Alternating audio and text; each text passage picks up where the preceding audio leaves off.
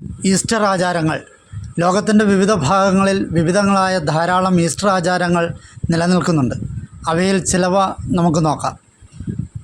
ഒന്ന്, ഈസ്റ്റർ ആഘോഷയാത്ര. യൂറോപ്പിലും സൗത്ത് അമേരിക്കയിലും ഈസ്റ്റർ ആഘോഷത്തിൻ്റെ ഭാഗമാണ് ഈസ്റ്റർ ഘോഷയാത്ര.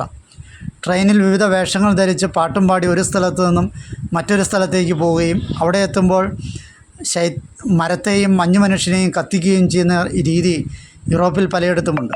ബ്രസീലിൽ സാമ്പ നൃത്തവുമായി കിലോമീറ്ററുകൾ നടന്നു നീങ്ങുന്ന ഘോഷയാത്ര ഈസ്റ്റർ സമയത്ത് നടത്താറുണ്ട്.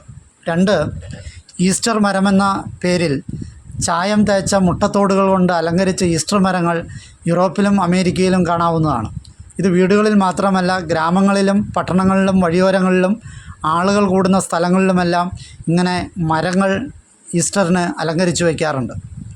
3, Poland, check republic, Slovakia, Hungary എന്നീ രാജ്യങ്ങളിൽ പെൺകുട്ടികളെയും സ്ത്രീകളെയും ഈസ്റ്റർ സമയങ്ങളിൽ വെള്ളം തളിച്ച് വിശുദ്ധീകരിക്കാറുണ്ട്. അതുപോലെ തന്നെ കളറുള്ള റിബൺ കൊണ്ടുണ്ടാക്കിയ വടി കൊണ്ട് അവരെ മൃദുവായി അടിക്കുകയും അങ്ങനെ അവർ കൂടുതൽ സുന്ദരിമാരാവുകയും ചെയ്യുമെന്നും വിശ്വസിക്കപ്പെടുന്നുണ്ട്.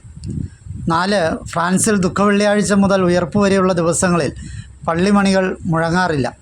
എല്ലാ ഗ്രാമങ്ങളിലും പള്ളികളുള്ള രാജ്യമാണ് ഫ്രാൻസ്. പള്ളിമണികൾ നിശബ്ദമാകുന്നത് എന്തിനെന്നുള്ള കുട്ടികളുടെ ചോദ്യത്തിന് അതിൽ റോമിൽ മാർപ്പാപ്പയെ അനുഗ്രഹം വാങ്ങാൻ പോയിരിക്കുകയാണെന്നാണ് മുതിർന്നവരുടെ ഉത്തരം. ഈസ്റ്റർ ദിനത്തിൽ പള്ളിമണി കേൾക്കുമ്പോൾ എല്ലാവരും സന്തോഷിക്കുകയും പരസ്പരം ആലിംഗനം ചെയ്യുകയും ചെയ്യും.